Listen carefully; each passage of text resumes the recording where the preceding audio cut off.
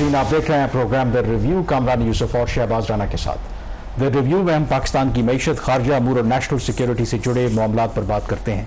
अगला माली साल शुरू होने वाला है और इस सिलसिले में जो नए बजट की तैयारी है वो ऑब्वियसली अरूज पर है। इस सिलसिले में वजारत ख़जाना ने जो नए माली साल का बजट है उसका जो एक ब्लू प्रिंट है वो प्राइम मिनिस्टर शहबाज शरीफ साहब के साथ शेयर किया है। उस पर यकीनी तौर पर बात करेंगे, लेकिन शहबाज, स्टार्ट में मैं डिस्कशन करना चाहूँगा जो किर्गिस्तान में एक अफसोसनाक वाक़या पेश आया जिसमें जो पाकिस्तानी स्टूडेंट्स हैं उनको टारगेट किया गया। तो कुछ तफसीलात वो पहले शेयर कर लें ऑडियंस से, फिर डिस्कशन करते हैं। ये आप भी खबर देख रहे होंगे और सुन रहे होंगे कि किर्गिस्तान में रात गए जो पाकिस्तानी स्टूडेंट्स वहाँ पर पढ़ते हैं उन पर हमला किया गया और मुख्तलिफ सोशल मीडिया के ऊपर जो रिपोर्ट्स भी आ रही थी कि शायद उसमें कुछ कैजुअल्टीज़ भी हुई हैं। खुदा न खास्ता जो फीमेल पाकिस्तानी स्टूडेंट्स हैं उनके साथ जिनसी ज़्यादती भी की गई है। जो अभी तक हमारे पास तफसीलात हैं जब ये प्रोग्राम रिकॉर्ड कर रहे हैं, एक तो इसका जो बैकग्राउंड है वो ये था कि 13 मई को बिश्केक जो किर्गिस्तान का दारुल हुकूमत है वहाँ पर कुछ मकामी अफराद और कुछ इंटरनेशनल स्टूडेंट्स जिनका ताल्लुक इजिप्ट से बताया जा रहा है, कुछ लड़ाई हुई और उस लड़ाई की जो वीडियो है वो वायरल हुई सोशल मीडिया के ऊपर। उसके बाद जो मकामी अफराद और जो लोकल स्टूडेंट्स थे वो प्रोवोक हुए और फिर रात गए उन्होंने उन इलाकों में जहाँ पर बहुत बड़ी तादाद में इंटरनेशनल स्टूडेंट्स हॉस्टल्स में रहते हैं उनको निशाना बनाया और उसमें पाकिस्तान, बांग्लादेश, उसके साथ भारत से ताल्लुक़ रखने वाले जो स्टूडेंट्स हैं उनको टारगेट किया गया। और अब तक की जो इत्तलात हैं, दो के पहले जो खबरें आ रही थी, बहुत जो किर्गिस्तान की गवर्नमेंट है और जो पाकिस्तान के हुकाम हैं वो ये कह रहे हैं कि इसमें किसी भी पाकिस्तानी स्टूडेंट्स की हलाकत नहीं हुई। कुछ लोग ज़ख्मी ज़रूर हुए हैं लेकिन वो तमाम जो इंजरीज़ हैं वो लाइफ थ्रेटनिंग नहीं है। दूसरा, इन इत्तलात की भी सख्ती से तरदीद की जा रही है कि किसी जो फीमेल पाकिस्तानी स्टूडेंट हैं उनके साथ जिनसी ज़्यादती की गई है। दूसरी तरफ जो पाकिस्तान के दफ्तर खारजा हैं उन्होंने जो किर्गिस्तान के नाज़ुमुल अमूर हैं उनको तलब किया और उसके बाद उनके साथ स्ट्रॉन्ग एहतजाज भी रिकॉर्ड किया है पाकिस्तान ने। एंड सेकेंडली इसमें जो कहा यह जा रहा है कि इस वक्त किर्गिस्तान के अंदर बहुत से जो इंटरनेशनल स्टूडेंट्स वहाँ पर पढ़ते हैं मेडिकल में, मोस्टली यूनिवर्सिटीज़ में 1,30,000 के करीब स्टूडेंट्स हैं इंटरनेशनल, जिसमें से 10,000 पाकिस्तानी हैं, 15,000 के करीब इंडियंस हैं और इसी तरह से बांग्लादेशी स्टूडेंट्स भी हैं।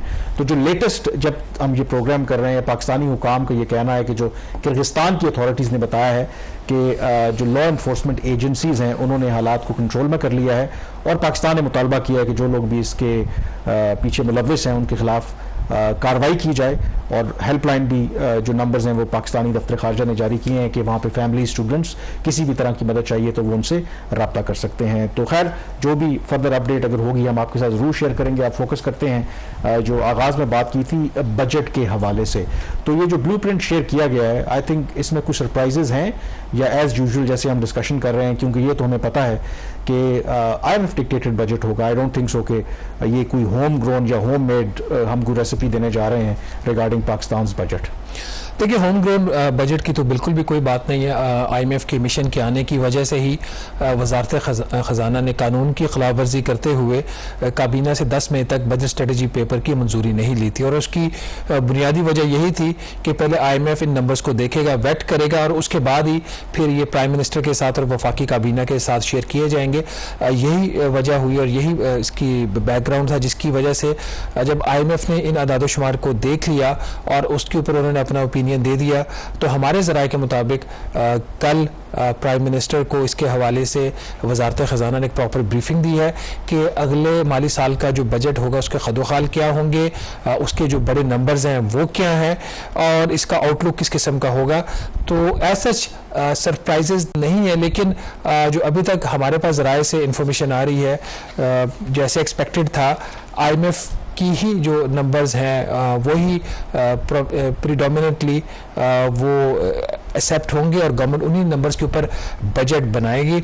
अगर चंद बड़े जो नंबर्स हैं पहले वो हम नाज़रीन को बता दें। एक तो ये कि जिस तरह के पाकिस्तान के इस वक्त माली हालात है, उसमें एक एक्सपेक्टेशन ये थी कि एक बड़ा ही एक फिस्कली कंट्रोल किस्म का एक बजट होगा, बहुत बड़े साइज़ का बजट हुकूमत नहीं देगी। लेकिन IMF और स्टेट बैंक ऑफ पाकिस्तान की जो एक पॉलिसी है कि वो शरह सूद को अभी किसी भी तरीके से कम करने पर तैयार नहीं है। यही वजह है कि अगले साल का बजट भी उसका एक बहुत बड़ा जो हिस्सा है वो कर्जों के ऊपर सूद की अदायगी में जाएगा। और इसी वजह से नाज़रीन जो अगले माली साल का बजट होगा, जो इब्तदाई नंबर्स वज़ीर आज़म साहब के साथ शेयर किए गए और ये हतमी नंबर्स नहीं है, और ये बात प्राइम मिनिस्टर को भी बताएगी कि ये नंबर्स जो हैं वो इसमें कुछ तब्दीलियां मजीद एक्सपेक्टेड हैं। अभी तक का जो नंबर शेयर हुआ है वो प्राइम मिनिस्टर के साथ, उसके मुताबिक अगले माली साल का जो बजट होगा इसका साइज तकरीबन 18,000 अरब रुपया होगा। और इस साल का जो बजट नेशनल असेंबली ने अप्रूव किया था उससे तकरीबन 1/4 या फिर रफली 3,500 अरब रुपया ये ज्यादा है। और इसकी सबसे बड़ी वजह है वो कर्जों के ऊपर जो सूद की अदायगी का बिल होगा। ये जितना भी इजाफा है 3,500 अरब रुपए का, इसमें से 2,400 अरब रुपए का जो इजाफा है सिर्फ इस वजह से है कि कर्जों के ऊपर सूद की अदायगी का जो बिल इस साल था और जो अगले साल होगा उसमें इजाफा है। ये कर्ज के ऊपर सूद की अदायगी इस साल का जो ओरिजिनल बजट है 7,300 अरब रुपया है, लेकिन अगले साल के लिए जो बजट प्रपोज हो रहा है वो कि 9,700 अरब रुपए का जो बिल है वो होगा सिर्फ कर्जों के ऊपर सूद की अदायगी के लिए। ये नंबर्स IMF डिक्टेटेड है, जो हमारे ज़राए बता रहे हैं। वजारत खजाना के मुताबिक ये कोई 9,000 के आसपास, 9,000 अरब रुपए के आसपास ये कर्जों के ऊपर सूद की अदायगी होना, जिसका मतलब ये है कि IMF इस चीज़ को एंटिसिपेट कर रहा है कि इस वक्त जो कर्जों के जो आपके इंटरेस्ट रेट है स्टेट बैंक ने डिटर्मिन किया हुआ है 22%, उसमें कोई बड़ी कमी नहीं होने जा रही। ये सबसे बड़ा नंबर। इसके बाद जो दूसरा बड़ा खर्चा होता है, जो एक स्टेटेड दिफाई बजट है, वो तकरीबन 2,100 अरब रुपए के करीब होगा। इसमें भी कोई 16% इंक्रीज है ओरिजिनल बजट के ऊपर। रिवाइज बजट हमारे ज़रा के मुताबिक वो ओरिजिनल बजट से थोड़ा सा ज्यादा आ रहा है इस साल का। इसके अलावा आर्मी को कुछ और पैसे जाएंगे ग्रांट्स में, उसका हम यहाँ पे अभी तस्करा नहीं कर रहे। पेंशन के बिल में अच्छा खासा इजाफा नजर आ रहा है मुझे। इसके साथ ही running of the civil government, उसके ऊपर इतने एक्सपेंस ज्यादा नहीं है। और ये ओवरऑल नंबर्स हैं। जो एक चीज इसमें कामरान परेशान कुन है वो है कि कितना नया कर्ज लिया जाएगा ये 18,000 अरब रुपए के बजट को फाइनेंस करने के लिए। अभी तक के जो नंबर्स आ रहे हैं सामने, अगेन ये टेंटेटिव नंबर्स है, हतमी नहीं है। कम से कम 9,600 अरब रुपए का बजट का खसारा होगा अगले माली साल में, जो इस साल से तकरीबन 28% ज्यादा है। तो अगर इन बड़े बड़े नंबर्स को, चूंकि अब इन नंबर्स को हजम करना, एब्जॉर्ब करना बड़ा मुश्किल होता है कि नंबर्स का मतलब क्या है, वो हम इसको ग्रेजुअली एक्सप्लेन करने की कोशिश करेंगे। मेरे ख्याल में इसके लिए कोई बहुत रॉकेट साइंस नहीं चाहिए। अगर आप 18,000 अरब रुपए का आपका अगले माली साल का बजट का तखमीना लगा रहे हैं और उसमें से 9,700 अरब रुपए सिर्फ इंटरेस्ट की मद में हमने जो पैसे अदा करने उसमें चले जाएंगे, तो पीछे आप खुद अंदाज़ा करें। फिर डिफेंस का आपने बता दिया, बाकी जो हमारे अखराजात हैं सूबों को देना है, तो पीछे क्या बचेगा। मेरे लिए जो अलार्मिंग चीज़ है, आई थिंक ये फिगर इसलिए भी बड़ा एस्टॉनिशिंग है कि अगले माली साल की जो IMF कह रही है कि इवन चलें गवर्नमेंट का भी ये बेशक मान लें, जो इसका मतलब है कि हमारे इस माली साल का जो टैक्स कलेक्शन का हदफ है ये सिर्फ अगले माली साल हम उससे ज्यादा सिर्फ सूद की मद में पैसा दे रहे होंगे। मतलब ये आई थिंक पाकिस्तान को इकोनॉमिक चैलेंजेस हमेशा से रहे हैं, लेकिन इतनी जो इबनॉर्मलिटी है, इतनी जो फ्लक्चुएशन है, शायद नंबर्स में कभी भी नहीं आई। सिर्फ इस वजह से क्योंकि ऑब्वियसली आपने इंटरेस्ट रेट इतने ज्यादा रखे हुए हैं, एंड बावजूद इसके कल हमने डिस्कशन की थी कि IMF कहता है कि एवरेज अगले माली साल जो इन्फ्लेशन की शरह है वो अराउंड 13 कह लें रहेगी, बट स्टिल दे एंटिसिपेट कि जो आपका इंटरेस्ट रेट है वो उसकी वजह ये है कि जो अगले साल हुकूमत नए टैक्सेस लगाने जा रही है, जो कल वज़ीर आज़म साहब को भी बताया गया है, वो उसकी जो नंबर्स हैं वो काफ़ी परेशान कौन है as a consumer, as a taxpayer मेरे लिए। क्योंकि अगर इतना बड़ा टैक्स का हदफ जो हुकूमत रखने जा रही है, जिसके ऊपर कल की मीटिंग में प्राइम मिनिस्टर को इतने खुश नहीं थे कि ये नंबर भी कम है। इस साल का जो FBR का हदफ है वो 9,415 अरब रुपए का है। FBR प्राइम मिनिस्टर को भी और IMF को भी बता चुका है कि इस साल का जो टैक्स का हदफ है वो हासिल नहीं होगा, उसमें तकरीबन 200 अरब रुपए का शॉर्टफॉल होगा। अगले माली साल के लिए जो कल प्राइम मिनिस्टर को बताया गया है कि FBR की टैक्स कलेक्शन का टारगेट जो है वो 12,000 400 अरब रुपया होगा। हम अपने एक प्रोग्राम में डिस्कस कर चुके थे, ये नंबर भी हतमी नहीं है। इसके ऊपर हमारे ज़राए के मुताबिक IMF कह रहा है कि इसमें और इजाफा होना चाहिए, और कल की मीटिंग में प्राइम मिनिस्टर ने भी ये कहा है कि ये नंबर कम है। अब 12,400 अरब रुपए का मतलब ये अगर टैक्स टारगेट रखते हैं इस साल से तकरीबन 1/3 ज़्यादा है। अब जो पाकिस्तान की इकोनॉमी के हालात हैं, आपकी इकोनॉमी का पहिया तकरीबन रुका हुआ है, लोगों के पास जो उनकी परचेजिंग कैपेसिटी है वो दिन ब दिन कम हो रही है, टैक्सों का जो बोझ है वो बढ़ने जा रहा है, सैलरी क्लास के ऊपर भी, नॉन सैलरी क्लास के ऊपर भी, जो सेल्स टैक्स का एक बर्डन आना है अक्रॉस द बोर्ड आने जा रहा है, क्योंकि मैसिव जो टैक्सों की छूट है वो वापस ली जा रही है।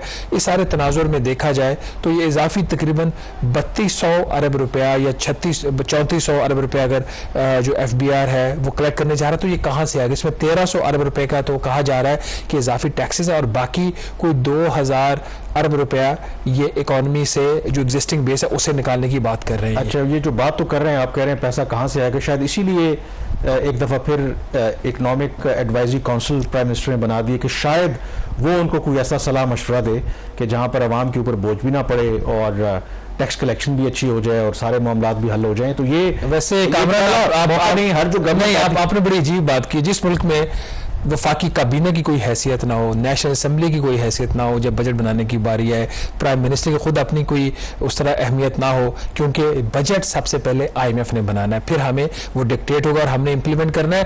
तो इकोनॉमिक एडवाइजरी काउंसिल दोस्तों की एक भाषा के लिए तो ठीक हो सकती है कि गवर्नमेंट थी उससे पहले भी इस तरह की एडवाइजरी काउंसिल बनती ही रही। मतलब मुझे समझ नहीं आती कि सबको पता है, अगर आप देखा जाए सिंप्लीफाई रखें कि पाकिस्तान के बड़े इश्यूज हैं क्या, फिर मुझे समझ नहीं आती कि वही लोग शायद घुमा फिरा के आप उसमें शामिल कर लेते हैं। और इसमें क्या कोई ऐसी कोई मैजिक वॉन्ड है कि देखिए ये एक तो ये जो इकोनॉमिक एडवाइजरी काउंसिल का जो नोटिफिकेशन वजारत खजाना ने निकाला है, इसमें मुझे तो स्वाय वज़ीर साहब के दोस्तों के और कोई इसमें कोई बंदा कोई बड़ा नज़र नहीं उस तरीके से नहीं आ रहा। जहांगीर खान तरीन साहब प्राइम मिनिस्टर के साथ बड़े करीब रहे हैं हमेशा से, कुछ और जो इंडस्ट्रियलिस्ट हैं वो हैं, उसमें सलमान अहमद को भी इंक्लूड किया गया, अगेन प्राइम मिनिस्टर के बहुत करीब रहे हैं। उनकी कंसल्टेंसी फर्म है मैकेंजी, उन्होंने अभी FBR से $multi-million का ठेका लिया है, अब उनको प्राइम मिनिस्टर ने अपने इकोनॉमिक एडवाइजरी काउंसिल में भी बिठा लिया है। तो ये तो बड़े नोन नेम है। जो मेरे लिए इसमें सरप्राइजिंग चीज़ है कि इसमें प्रोविंशियल रिप्रेजेंटेशन का ख्याल नहीं रखा गया इस काउंसिल में। जो आपके बिजनेस मुख्तलिफ सेक्टर्स हैं उसका ख्याल नहीं रखा गया। जो इकोनॉमी के सेक्टर चंद एक लोग, मतलब टेक्सटाइल मिलर्स हैं इसमें, ज़्यादातर ऑटोमोबाइल वाले हैं और एक आध इकोनॉमिस्ट है, तो कोई इस तरीके से एक रिप्रेजेंटेटिव नहीं है। बट कमिंग बैक टू अगले साल का जो नाज़रीन जो बजट है, इसमें जैसे मैं भी जिक्र कर रहा था कि सिर्फ 9,600 अरब रुपए का वफाकी हुकूमत का बजट का खसारा होगा, और ये इंतहाई बड़ा नंबर है कंपेयर टू दिस ईयर। और इतनी बड़ी जब रकम आप उधार पे ले और कर्जों के ऊपर जो सूद की अदायगी है वो आपको पहले ही पता है कितनी है, तो इस सारे तनाजर में जो सूरत हाल बन रही है वो कोई इतनी अच्छी नहीं बन रही।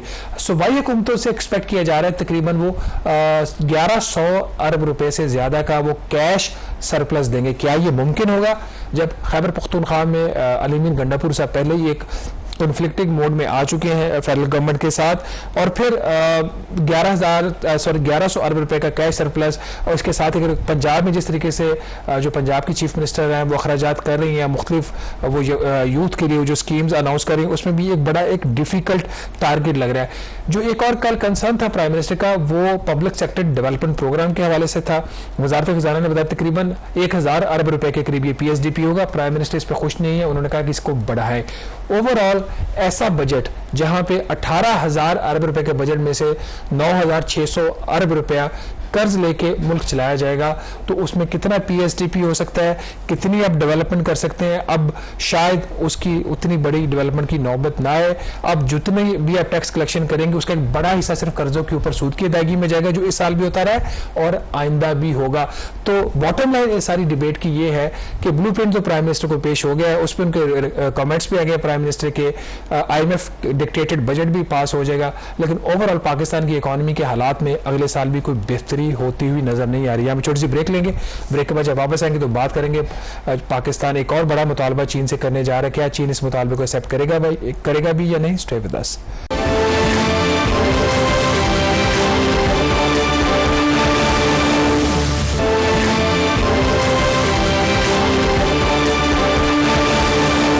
ब्रेक के बाद एक दफ़ा फिर आपको खुश आमदीद कहते हैं। अगले माह के शुरू में प्राइम मिनिस्टर शहबाज शरीफ चीन का दौरा करेंगे और ये दूसरी मरतबा जो वो प्राइम मिनिस्टर मुंतखब हुए हैं तो उनका ये पहला दौरा होगा। चीन पाकिस्तान के लिए कई हवालों से अहम है, पाकिस्तान का स्ट्रेटेजिक पार्टनर है और मोर इम्पॉर्टेंटली चीन जो है वो पाकिस्तान की इकोनॉमिक लाइफलाइन भी है। CPEC हो, बाकी जो चीज़ें हैं उसमें तो हमें पता है। अब इसमें जो सबसे इम्पोर्टेंट बात है जो इमीडिएटली आपको पता है कि कल भी हम डिस्कस कर रहे थे कि पाकिस्तान की उस तरीके से जो फॉरेन रिजर्व्स की पोजीशन है वो तो कंपैरेटिवली बेहतर है, इमीडिएटली आपको इंजेक्शन नहीं चाहिए, बट इसका ये मतलब नहीं है कि हमारी जो एक्सटर्नल जो ज़रूरियात हैं वो नहीं हैं, वो बहुत ज़्यादा हैं। तो उसमें जो आप ही की खबर है कि जो एक प्रपोजल जो डिस्कशन में है कि किसी तरीके से जो एनर्जी सेक्टर के अंदर जो इन्वेस्टमेंट है, जो कर्जे हमने लिए हैं, कर्जे ले करके जो पावर प्लांट्स लगाए थे, उसके हवाले से जो कर्जा है उसकी रिस्ट्रक्चरिंग की जाए, उसकी जो अदायगी है उसको मौखर किया जाए। तो ये कितना सीरियस प्रपोजल है और अगर इस पर अमल दरामद होता है तो डायरेक्टली इसका इम्पैक्ट क्या हो सकता है पाकिस्तान की जो ओवरऑल इकोनॉमिक सिचुएशन। देखिए 2019 में PTI की हुकूमत के टाइम पे पाकिस्तान ने वर्ल्ड बैंक के साथ एक पॉलिसी मैट्रिक्स पे इत्तेफाक किया था। उसमें जो पाकिस्तान के बिजली खरीदने के मुआहदे हैं मुख्तलिफ पावर प्रोड्यूसर्स है, जिसमें चीन के भी हैं, हमारे डोमेस्टिक इन्वेस्टर्स भी थे, कुछ एक आध और भी फॉरेन इन्वेस्टर्स थे, तो उनको रीनेगोशिएट करना था। इनका मकसद ये था कि जितने भी ये एग्रीमेंट्स थे ये जो है ये फेवर कर रहे थे और अभी भी कर रहे हैं जो पावर प्रोड्यूसर्स हैं और जो बायर है जो गवर्नमेंट ऑफ पाकिस्तान और at the end of the day consumers हैं, उनके जो इंटरेस्ट थे वो प्रोटेक्ट नहीं किए गए थे। तो उसी कॉन्टेक्स्ट में आपको याद होगा कि PTI के टाइम पे ही तकरीबन 40 से ज़्यादा जो इस तरह के मुआहदे थे उन पर नज़रसानी की गई और हुकूमत का कोई दावा था कि 20 साल के अरसा में तकरीबन कुछ 750-800 अरब रुपए की सेविंग्स होंगी, जो ट्रांसलेट करेंगे रफली को ₹1 पर यूनिट में। अब जो सबसे बड़ा एलिफेंट इन द रूम है जो पाकिस्तान और चीन के दरमियान एनर्जी के कॉन्ट्रैक्ट्स हुए थे 2014 ऑनवर्ड्स, इस वक्त 21 एग्रीमेंट्स हैं या 21 पावर प्रोजेक्ट्स हैं जो चीन ने पाकिस्तान में लगाए हैं under the China Pakistan economic corridor. In 21 agreements की जो टोटल वैल्यू है वो $21 अरब है और $21 अरब में तकरीबन $5 अरब की उनका अपनी इन्वेस्टमेंट है और $16 अरब या $15.5 अरब के कर्जे लिए हुए हैं उन्होंने। अब इसमें जो 8 प्रोजेक्ट्स हैं जो आपके रीन्यूएबल एनर्जी के, जिसमें ज़्यादातर विंड के हैं, हवा से जो बिजली पैदा की जाती है, उनकी मालियत कोई ज़्यादा नहीं, आउटस्टैंडिंग अमाउंट कुछ $40 करोड़ है। असल जो बड़े जो प्रोजेक्ट्स हैं वो आपके कोल बेस्ड पावर प्लांट्स हैं जो चीन ने पाकिस्तान में लगाए हुए हैं और कोल के बाद हाइडल के हैं, तो मेजर जो उनकी रीपेमेंट्स हैं उनकी आ रही हैं। अब ये जो कर्जे लिए गए थे ये जो एक स्टैंडर्ड एक रेट होता है लंदन इंटरबैंक ऑफर रेट, कोई 5-5.5% आज के पास की डेट में है, उसके ओवर एंड अबव कोई 4.5% वो था, कोई रफली मुख्तलिफ टाइम पे मुख्तलिफ उसका रेट वेरी करता है। तो उसमें ये था कि ये जो एग्रीमेंट साइन किए गए ये इसके ऊपर जो कर्जा लिया गया था उसकी ऊपर जो सर्विसिंग थी पहले 10 साल के पीरियड में करनी थी, ये फ्रंट लोडेड हो गए। उसकी वजह से जो बिजली की कीमतों में इजाफा हो रहा है वो बहुत बड़ी वजह है। उसके साथ ही चूंकि पाकिस्तान की इकोनॉमी ग्रो नहीं कर रही तो बिजली की खपत में कमी हो रही है, तो बिजली की खपत में कमी हो रही है तो उनको आइडल कैपेसिटी पेमेंट्स आ रही हैं। अब IMF का पाकिस्तान के ऊपर दबाव है, आज से नहीं काफ़ी अरसा से है। 2019 वाले प्रोग्राम के तहत भी उन्होंने दबाव डाला पाकिस्तान के ऊपर, 2023 वाला प्रोग्राम उसके तहत भी, और अब फिर उनकी तरफ से भी ये बात है कि पाकिस्तान जिस एक दलदल में फंस चुका है जहां पे बिजली की कीमत अब इतनी हो गई है कि अब लोगों के लिए अफोर्डेबल नहीं रही, तो उसका एक ही है हालांकि चीन के साथ जाके अपने माहिदों को रीनेगोशिएट करें। तो अभी जो प्रपोजल बनाया है गवर्नमेंट ने वो ये है कि पाकिस्तान ने जो कर्ज वापस करना है, जो कि गारंटेड कर्ज है, डायरेक्टली सॉवरेन लोन नहीं है, ये चीन के जो इन्वेस्टर्स हैं उन्होंने कर्जा लिया हुआ है, उसमें वो ये कह रहे हैं कि जो सर्विसिंग पीरियड 10 साल का है इसको बढ़ाकर आप 15 साल कर दीजिए। इससे फ़ायदा क्या होगा?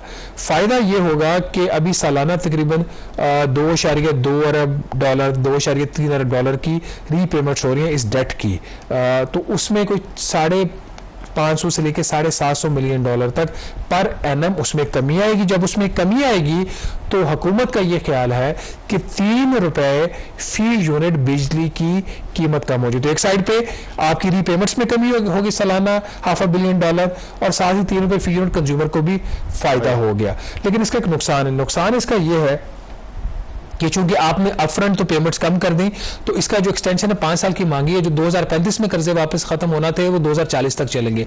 तो इसके ऊपर ओवर एंड अबव जो एग्जिस्टिंग $15.5 अरब है उसके ऊपर $1.3 अरब पाकिस्तान को इजाफी देना पड़ेगा। अब तो ये हो गया पाकिस्तानी साइड, क्या चीन इसके लिए तैयार है?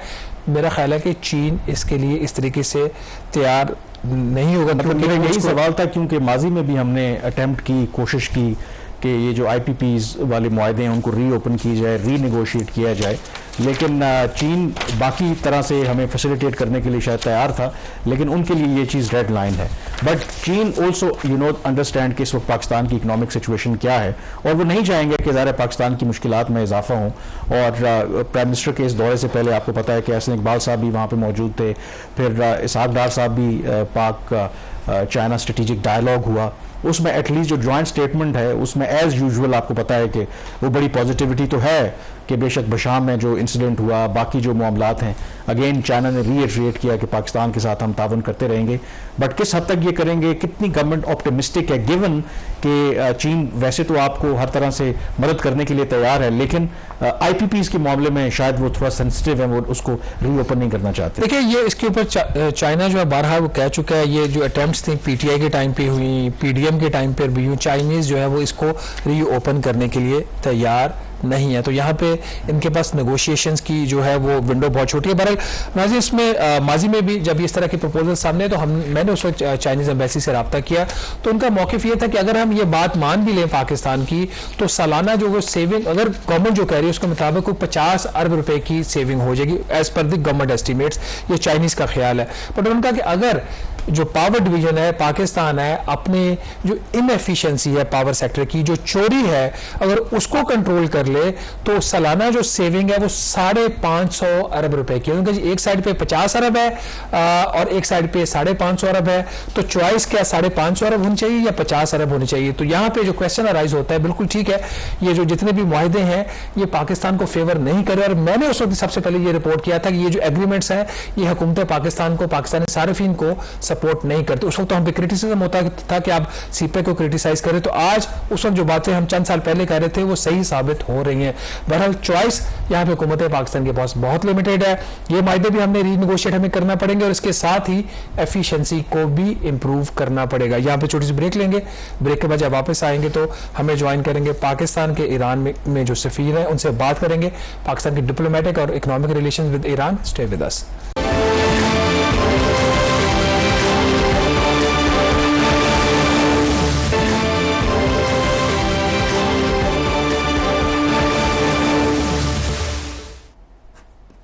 जी, ब्रेक के बाद एक दफ़ा फिर आपको खुशामदीद कहते हैं। ईरान और पाकिस्तान के ताल्लुकात की अगर बात करें तो ये जो साल है कई हवालों से बड़ा हंगामा खेज रहा। साल के आगाज़ में यानी कि जनवरी में हमने देखा कि दोनों मुल्कों के दरमियान गैर मामूली तौर पर कशीदगी बढ़ी, जो मिसाइल का एक्सचेंज हुआ। फिर हमने ये भी देखा कि बहुत क्विकली दोनों मुल्कों के दरमियान डी एस्केलेशन हुई। फिर हाल ही में ईरान के सदर ने पाकिस्तान का दौरा किया, जिसमें किसी को ऑब्वियसली अब आप कह सकते हैं कि जो वो एक फेज था मुश्किल, अपेरेंटली वो ख़त्म हो गया। तो इसके हवाले से पाकिस्तान और ईरान के जो ताल्लुकात हैं, बायलैटरल रिलेशनशिप हैं, रीजन के कॉन्टेक्स्ट में, इन तमाम इश्यूज़ पर बात करने के लिए फॉर्चुनेटली हमारे साथ आज मौजूद हैं, तेहरान से ज्वाइन कर रहे हैं पाकिस्तान के जो सफ़ीर हैं इस वक्त ईरान में, मुदस्सर अली टीपू साहब। बहुत शुक्रिया मुदस्सर साहब प्रोग्राम में ज्वाइन करने के लिए। सबसे पहले मैं आपसे ये पूछना चाहूँगा कि बज़ाहिर तो जनवरी में जो दोनों मुल्कों के दरमियान एक स्टैंड ऑफ हुआ था उससे तो बहुत आगे बढ़ गए हैं, बट ऑप्टिक्स के एतबार से सारी चीज़ें बिल्कुल ठीक हैं। बट यू थिंक कि वाकई वो जो एक घाव लगा था, एक हिकअप आया था रिलेशनशिप में, उससे हम वाकई अब मूव ऑन कर चुके हैं इन रियलिटी? बिस्मिल्लाहिर्रहमानिर्रहीम। जी थैंक यू। एक तो पहले आपने मुझे इंटरव्यू पे लेने का, ये रिलेशनशिप रूटेड है जी हिस्ट्री में, कल्चर में, वैल्यूज में, और ये रिलेशनशिप जो है पिछले कितनी दहाइयों से सॉलिडिफाई हो रही है। तो मेरा ख्याल है कि जो बात आपने की हम उससे बहुत आगे आ चुके हुए हैं। प्रेसिडेंट रईसी साहब पाकिस्तान तशरीफ लाए, प्राइम मिनिस्टर से मुलाकात की, सदर साहब से मुलाकात की, और बहुत ज्यादा उन्होंने मुलाकातें की। उससे हर लिहाज से, सियासी तौर पे, सफारती तौर पे, मुआशी तौर पे, ट्रेड के हवाले से बड़ी इंपॉर्टेंट डेवलपमेंट्स हुए हैं जी। कुछ एग्रीमेंट साइन हुए हैं। तो ये रिलेशनशिप, मैं पहले भी इसके ऊपर जी बड़ा होपफुल था, तो अब मैं ज्यादा होपफुल हूँ कि इंशाल्लाह ताला आने वाले सालों में ये ज्यादा मजबूत होकर इमर्ज करेगी, और उसमें हमारी जो स्ट्रेटेजिक कन्वर्जेंस है वो भी बेहतर होगी जी। क्योंकि इतना ज्यादा इंटरेक्शन हुआ है, इतने अच्छे लेवल पे इंटरेक्शन हुआ है कि हम दोनों मुल्क का और बेहतर तरीके से जो सियासी क़यादत है, जो हमारी मिलिट्री लीडरशिप है, इस तरह जो हमारी सफारती क़यादत है, और फिर दूसरे भी जो हमारे डेलीगेशंस आएंगे उनके दरमियान जी एक इत्मीनान की फिजा ज्यादा कायम हुई है और हमें आगे जाने के मौके बहुत ज्यादा है। अच्छा मुदस्सर अली टीपू साहब, आपने फरमाया कि कुछ मुआहदे भी साइन हुए थे, उनकी अगर थोड़ी सी आप डिटेल्स बता सकें। और सेकेंडली, विजिट के बाद जो सबसे अहम चीज़ होती है वो फॉलो अप होता है, तो इस विजिट के बाद आप किन चीज़ों के ऊपर फोकस हो रहा है पाकिस्तान और ईरान की तरफ से कि वो जो कुछ बात हुई थी, कुछ मुआहदे हुए थे, उनको अगली स्टेज तक लेके जाया जा सके? देखिए, ये प्रोसेस तो फिर टाइम लेता है जी। सबसे इंपॉर्टेंट जो प्राइम मिनिस्टर साहब ने कहा, उन्होंने कहा जी कि ट्रेड को अगले कुछ सालों में $10 बिलियन तक लेके जाएं। ये एक बहुत ही इंपॉर्टेंट डेवलपमेंट है जी, उसके लिए हम काम कर रहे हैं और हम ये चाह रहे हैं जो बॉर्डर है पाकिस्तान ईरान का वो 24 घंटे खुले, और उसमें जी फाइनेंस मिनिस्ट्री ने और FBR ने बहुत ज्यादा काम किया है। तो बॉर्डर के 24 घंटे खुलने से ट्रेड में बहुत ज्यादा मूवमेंट होगी दोनों साइडों पे। और उसके बाद हमारा जो डिस्कशन हो रही है जी वो FTA की हो रही है ईरान के साथ। FTA में कई राउंड्स हो चुके हैं, इस्लामाबाद में भी कई डिस्कशन हुई है, उसमें कुछ हमारे तहफ़्फ़ुज़ात हैं, कुछ ईरान के तहफ़्फ़ुज़ात हैं, तो उनको सामने रखते हुए FTA साइन जब हो जाएगा तो फिर और भी ज्यादा वो क्रिएट होगी जी चीजें। उसके बाद बॉर्डर मार्केट्स के ऊपर बात हुई है, इसमें जो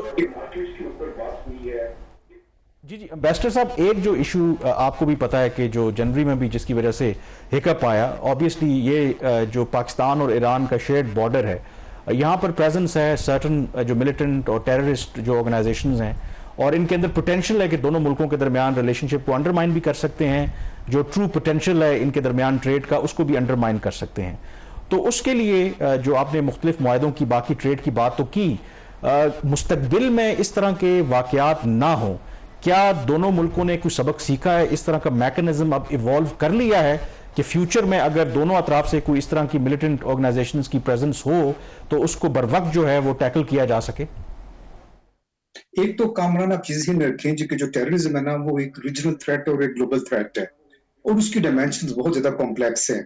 इस वक्त उसकी डिबेट में जाना बहुत ही ज्यादा एक्सटेंसिव हो जाएगा। लेकिन बात यह है कि दोनों मुल्कों की अगर आप ज्योग्राफी देखें तो वो भी एक कॉम्प्लिकेटेड रीजन के अंदर है। उसके अंदर दोनों मुल्कों ने अपने दरमियान कोऑर्डिनेशन को बेहतर करना है, कंसल्टेशंस को बेहतर करना है, और जो हमारे फोरम्स बने हुए हैं टेररिज्म के ऊपर उनके ऊपर डिस्कशन करनी है। तो वो जी पिछले कुछ महीने में हमारी डिस्कशंस बहुत अच्छी हुई हैं दोनों साइडों पे, दोनों साइडों का आपस में इत्मीनान क्रिएट हुआ है और दोनों साइडों की अंडरस्टैंडिंग भी बेहतर हुई है एक दूसरे के इशू के ऊपर, इस इशू के ऊपर। तो मेरा ख्याल है जी कि आने वाले महीनों में और सालों में इसमें बहुत बेहतरी आएगी। लेकिन जब आप ज़हन में रखें कि ये एक टेररिज्म है जो पिछले से मुहित है इस रीजन के अंदर और इनफैक्ट ग्लोबली, और उसको मद्देनजर रखते हुए हमें फिर दोनों मुल्कों ने अपनी अपनी सिक्योरिटी की डॉक्ट्रिन को बेहतर करना है, अपने अपने मैकेनिज्म्स को बेहतर करना है, और अपने साथ जो दोनों मुल्कों ने एक दूसरे के ऊपर इत्मीनान की फिजा को बहुत ज्यादा बेहतर रखना है। तो मुझे उम्मीद है जी इंशाल्लाह ताला के आने वाले महीनों में और सालों में इसमें कॉपरेशन दोनों मुल्कों के दरमियान बहुत होगा। अच्छा, इसमें बेस्टर साहब आपने तिजारत का जिक्र किया, $10 अरब का एक हदफ तो सामने रखा है। यहाँ पे हमें थोड़ा सा प्रॉब्लम ये आता है कि ऑथेंटिक नंबर्स हमें नहीं मिलते बायलैटरल ट्रेड के। फॉर एग्जांपल अगर आप स्टेट बैंक ऑफ पाकिस्तान की वेबसाइट पे भी जाएं तो जो पाकिस्तान की एक्सपोर्ट्स हैं फ्रॉम ईरान वो कुछ $75 मिलियन की एनुअल शो हुई हैं, और जो इंपोर्ट्स है उसका भी डाटा अवेलेबल नहीं है। तो इस वक्त स्टेटस क्या है बायलैटरल ट्रेड का, वॉल्यूम क्या है जो कि वेरीफाइबल हो, और इसके साथ जो आप फरमा रहे हैं बॉर्डर ट्रेड का, तो उसमें जो इश्यूज आ रहे हैं ख़ासतौर पर जो कॉमन मार्केट्स की भी बात हो रही थी, तो वो जो चीज़ कॉमन मार्केट बॉर्डर्स के दोनों साइड पे, क्या वो प्रपोजल अभी भी अलाइव है और ये आगे बढ़ रहा है या नहीं?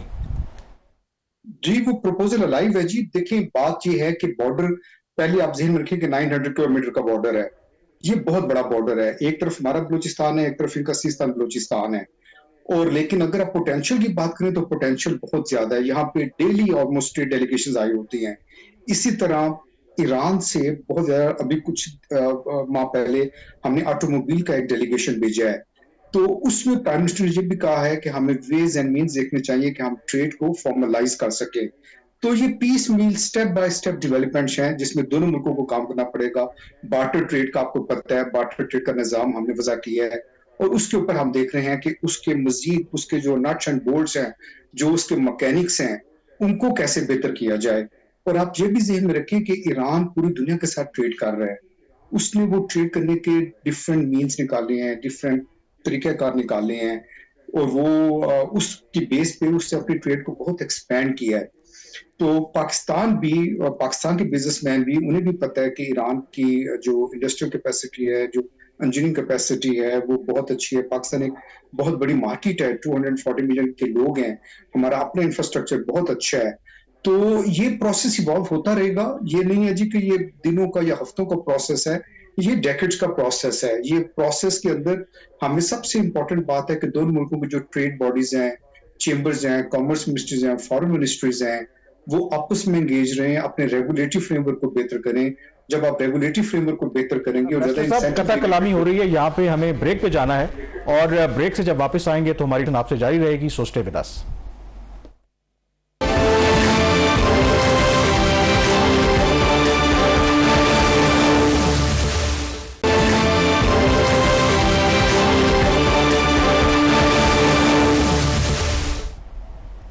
जी, ब्रेक के बाद एक दफ़ा फिर आपको खुश आमदीद कहते हैं। हमारे साथ एम्बेसडर मुदस्सिर अली टीपू, जो पाकिस्तान के सफ़ीर हैं ईरान में, वो हमारे साथ मौजूद हैं। तो एम्बेसडर साहब, एक और जो बड़ा अहम मंसूबा जो गुज़श्ता 10 सालों से आपको पता है कि डिले का शिकार है, लेकिन कुछ अर्सा पहले कम अज़ कम पाकिस्तान की साइड से उसमें कुछ आप कह लें कि मूवमेंट हुई है, वो ईरान गैस पाइपलाइन का मंसूबा है। ब्रेक से पहले भी आप जिक्र कर रहे थे कि ईरान को ये तरीके पता हैं कि वो दुनिया के साथ ट्रेड कर रहे हैं, और जब हम ऑब्वियसली इतना अरसा इस पर काम नहीं किया ईरान गैस पाइपलाइन के ऊपर, उसकी सबसे बड़ी वजह अमेरिका की तरफ से पाबंदियां हैं। और जो हमें पता चला है कि ईरान तो कहता है कि हम पाकिस्तान के साथ बैठने के लिए तैयार हैं, ऐसे मुतबादिल ढूंढने के लिए कि जिसमें पाकिस्तान ये मंसूबा मुकम्मल भी करे और उसके ऊपर सैंक्शंस भी ना लगें। तो क्या हम रियलिस्टिकली सोचें कि अब जब पाकिस्तान ने फैसला किया है कि अपनी साइड के ऊपर पाइपलाइन बिछाएगा, तो ये वाकई मंसूबा एट सम पॉइंट मुकम्मल हो पाएगा? देखिए, इसके अंदर दोनों मुल्कों की टेक्निकल टीम्स भी इन्वॉल्व हैं, दोनों मुल्कों की फाइनेंशियल टीम्स भी इन्वॉल्व हैं, और जी इसमें अंदर डिस्कशन चल रही है। जी, दोनों मुल्कों के दरमियान अब एक एक्सेप्टेबल सोल्यूशन होगा कि हमने आगे कैसे जाना है। तो अब जू आगे मुज़ाकरात होते जाएंगे, उसमें फिर हम इस मंसूबे की तरफ मूव करेंगे। जी, अच्छा, इसमें एम्बेसडर साहब कोई आप फर्म डेट दे सकते हैं कि कब तक इसकी जो कंस्ट्रक्शन है वो पाकिस्तानी साइड से उसका आगाज हो जाएगा? क्योंकि एक होप थी या एंटिसिपेशन थी कि ईरानी सदर के दौरे के दौरान शायद इसका इफ्तिताह भी कर दिया जाए। इसमें मैंने बताया ना कि टेक्निकल इश्यूज भी बहुत ज्यादा हैं। जी, उन टेक्निकल इश्यूज पे नेचुरली जो हमारी पेट्रोलियम मिनिस्ट्री है वो इसको क्या कहते हैं देख रही है, और इसके अंदर और भी मतलब मैंने बताया ना फाइनेंशियल इश्यूज भी हैं, लीगल क्वेश्चंस भी हैं। तो मैं इस स्टेज पे ये तो नहीं बता सकता, लेकिन मैं आपको ये बता सकता हूँ कि दोनों मुल्कों के दरमियान इसके ऊपर डिस्कशन बड़ी रोबस्ट हो रही है। जी, अच्छा, इसमें एक और जो इशू है पाक ईरान ट्रेड का, वो जो ईरान से डीजल की स्मगलिंग हो रही है पाकिस्तान में, ये इशू आपके लेवल पर, एम्बेसडर के लेवल पर ये इशू टेकअप हुआ है ईरान के साथ? ये कितना सीरियस इशू है? क्योंकि कहा यह जा रहा है इसमें hundreds of billions of dollars की जो एनुअल पाकिस्तान का रेवेन्यू लॉस है। तो क्या ये इशू हाईएस्ट लेवल पे एजिटेट हो रहा है या नहीं हो रहा? और फिर इसके साथ जो, क्योंकि दूसरी साइड से ये भी एक व्यू आ रहा है कि ये स्मगलिंग इटसेल्फ नहीं है, क्योंकि जो डीजल वहां से पाकिस्तान आ रहा है वो परचेज सिस्टम के ऊपर आ रहा है, कहीं ना कहीं उसको पैसे देके लिया जा रहा है। तो ये जो प्रॉब्लम है पाकिस्तान के एंड के ऊपर है, ईरान के एंड के ऊपर नहीं है। इसमें फिर मैं आपको बताऊं कि आपको बॉर्डर एरियाज की रियलिटी को, उनकी ज्योग्राफी को और उनकी कॉम्प्लेक्सिटी को समझना होगा। बॉर्डर से लेके जब आप लाहौर, कराची, साहिवाल, भावलपुर उस तरफ जाते जाएंगे तो फिर वो चीजें चेंज होती जाएंगी। तो कुछ जो वो कॉमनलिटीज है जी वो बॉर्डर के ऊपर है, जो लोग वहां पे रह रहे हैं उनके लिए लाइवलीहुड कैसे क्रिएट करना है। ये मैं एक जनरलाइज बात कर रहा हूँ, रिगार्डलेस ऑफ स्मगलिंग और नॉट स्मगलिंग। तो जब तक आप उस इलाके की रियलिटी को नहीं देखेंगे और ये नहीं देखेंगे कि वहां पे लाइवलीहुड क्रिएट कैसे किया जाए दोनों साइडों पे, ये उसकी एक ब्रॉड रियलिटी है। दूसरी बात है जी, स्मगलिंग के लिए नेचुरली हमारी हुकूमत भी कोशिश कर रही है कि उसको कंट्रोल किया जाए और जो हमारा रेवेन्यू जनरेशन है उसको बेहतर किया जाए। उसमें तो किसी को कोई इनकार नहीं है, और उसमें नेचुरली हम ईरान के साथ भी डिस्कशन होते हैं। जो मैं बार बार बात कर रहा हूँ कि रेगुलेटरी फ्रेमवर्क को बेहतर करना जी, बॉर्डर के ऊपर जो across the border trading movement है उसको कैसे बेहतर किया जाए वो इंपॉर्टेंट है, और उसके साथ साथ दोनों मुल्कों की मौशी तरक्की के ऊपर भी फोकस करना जी। अच्छा, अम्बेसडर साहब, हाल ही में ईरान और इंडिया के दरमियान चाबहार पोर्ट के हवाले से एक 10 साला मुआहदे पर दस्तखत हुए। ईरान के सदर जब पाकिस्तान के दौरे पर आए थे तो जॉइंट स्टेटमेंट में कहा गया था कि गवादर पोर्ट और जो चाबहार पोर्ट है ये सिस्टर पोर्ट्स हैं। दूसरी तरफ जो भारत सरमायाकारी कर रहा है चाबहार पोर्ट में, उसका मकसद everybody knows that it's an open secret कि पाकिस्तान को बाईपास करना है ताकि वो अफगानिस्तान और सेंट्रल एशिया तक रसाई हासिल कर सकें।